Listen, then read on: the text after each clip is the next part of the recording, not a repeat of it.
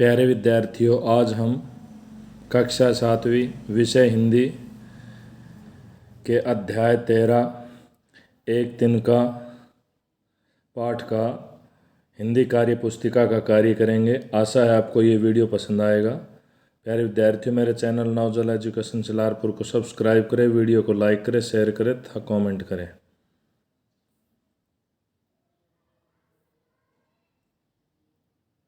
एक दिन का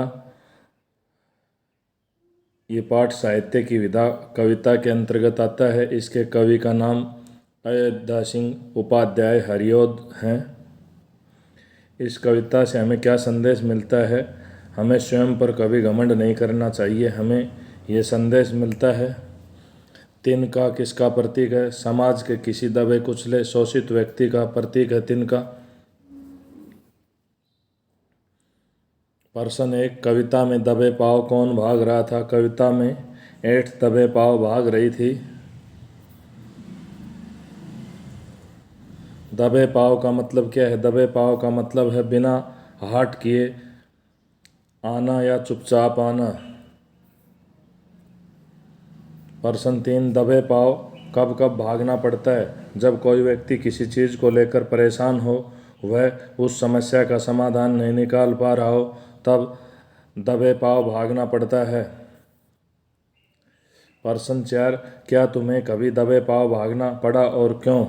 हाँ, हमें भी कभी दबे पाँव भागना पड़ा, क्योंकि जब किसी समस्या का मेरे द्वारा समाधान नहीं हुआ तब मुझे भागना पड़ा। प्रश्न 5, मूठ देने लोग कपड़े की लगे, इस पंक्ति से तुम क्या समझते हो? इस पंक्ति से आशय है कि घमंडी की आंख से तिनका निकालने के लिए लोगों ने कपड़े की मूठ बनाकर तिनके को निकालने का प्रयास किया या प्रयत्न किया। प्रश्न 6, तुमने अपने आसपास किसी ऐसे व्यक्ति को देखा होगा जो घमंडी हो, उसके बारे में लिखो। हाँ, मैंने अपने आसपास मेरे एक मित्र को देखा है जो बहुत घमंडी है। उसका नाम हवा सिंह है, जो मेरा एक मित्र है। उसे अपनी धन दौलत का बहुत घमंड है। वह अपनी धन दौलत का बहुत दिखावा करता है।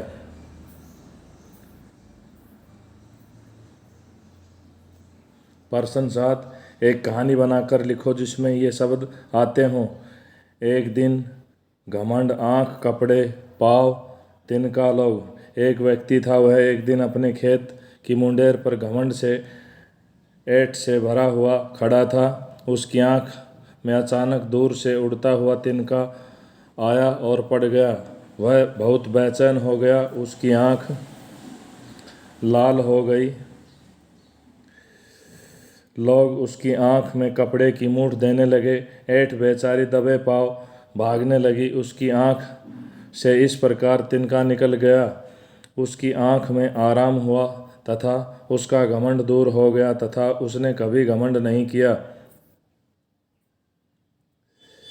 प्रश्न 8, क्या तुम्हारे साथ कभी ऐसा हुआ है कि तुम्हारी आँख में कुछ गिर गया हो, तुम परेशान हो गए हो? उसे बाहर निकालने के लिए तुमने क्या किया?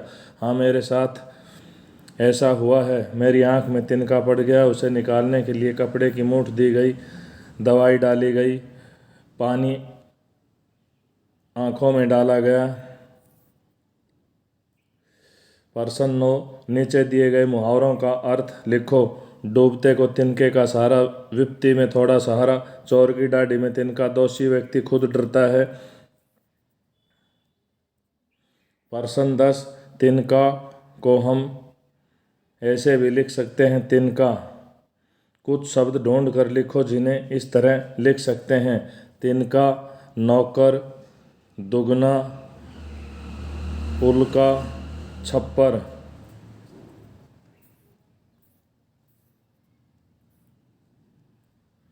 प्रश्न 11, चित्र देखकर कहानी लिखो। एक घोड़ा तथा एक गधा था। दोनों अत्यधिक भूखे थे। दोनों पेड़ की पत्तियों को खाने में असमर्थ थे। तब उन्होंने भूख मिटाने का एक तरीका सोचा। तब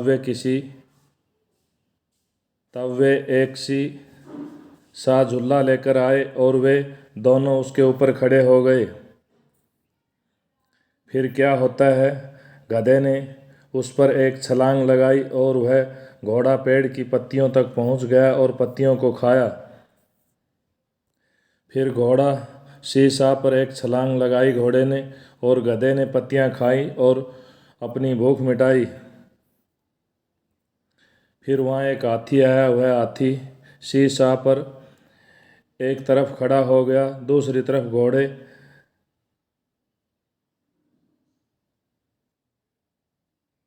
पर गधा खड़ा हो गया और पत्तियां खाई।